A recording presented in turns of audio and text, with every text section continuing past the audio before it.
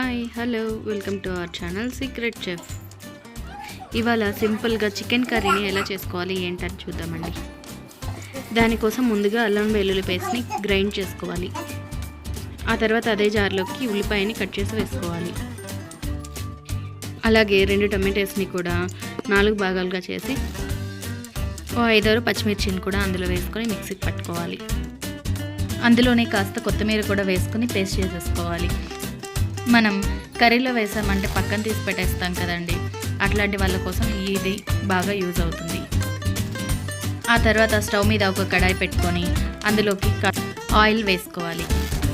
Oil వేడెక్కాక కొద్దిగా ఆవాలు, కరివేపాకు, ఉల్లిపాయలు, టమాటో, పచ్చిమిర్చి, అల్లం వెల్లుల్లి పేస్ట్ స్టార్టింగ్లో చేసి పెట్టుకున్నాం కదా, వీటన్నింటినీ వేసి బాగా వేపుకోవాలి.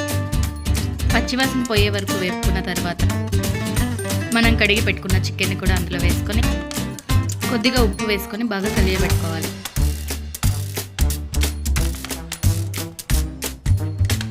అలా 2 నిమిషాలు వదిలేసేయాలి. తర్వాత మూత పెట్టుకొని 15 నిమిషాలు బాగా ఉడికించుకోవాలి. ఆ ఉడికించుకునే క్రమంలో అసలు వాటరే వేయకూడదండి. మనం వాటర్ వేయకపోయినా సరే చికెన్లో ఉన్న వాటర్ ఊరుతాయి అన్నమాట. అలా 2 నిమిషాలు మూత తెరిచి ఉడికించుకోవాలి. ఆ తర్వాత 1.5 స్పూన్ కారం, 2 స్పూన్ల ధనియాల పొడి వేసుకొని బాగా కలుపుకోవాలి. మీకు ఫ్రై కావాలనుకుంటే 1 స్పూన్ ధనియాల పొడి వేస్తే సరిపోతుంది.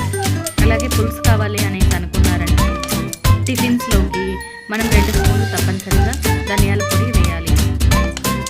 వీటన్నింటికి ఒక వెల్ మిక్స్ ఇవ్వాలి. ఆ తర్వాత కొద్దిగా వాటర్ వేసుకొని బాగా కలిపి సరిపోయిందా లేదా అని చూసుకొని సరిపోకపోతే కాస్త వేసుకోవాలి. ఆ తర్వాత ముక్క ఉడికేంత వరకు మూత పెట్టుకొని ఉడికించుకోవాలి. మూత తెరిచి చూడంగానే బాగా డ్రై అయి ఉంటుందండి. ఆ తర్వాత బాగా కలుపుకొని ఒక 2 నిమిషాలు అలాగే లో ఫ్లేమ్లో ఉడికించుకోవాలి.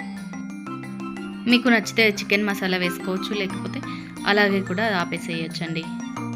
ఇదే టైంలో మీకు కొద్దిగా పులుసు కావాలి అనేసి అనుకున్నారంటే కొద్దిగా వాటర్ వేసుకొని ఎగ్జాక్ట్గా 3 to 5 మినిట్స్ చికెన్ మసాలా వేసుకొని ఉడికించుకునేసేయాలి. ఇలాంటి ఈజీ అండ్ ఫాస్ట్ రెసిపీస్ కోసం please like, share and subscribe my channel.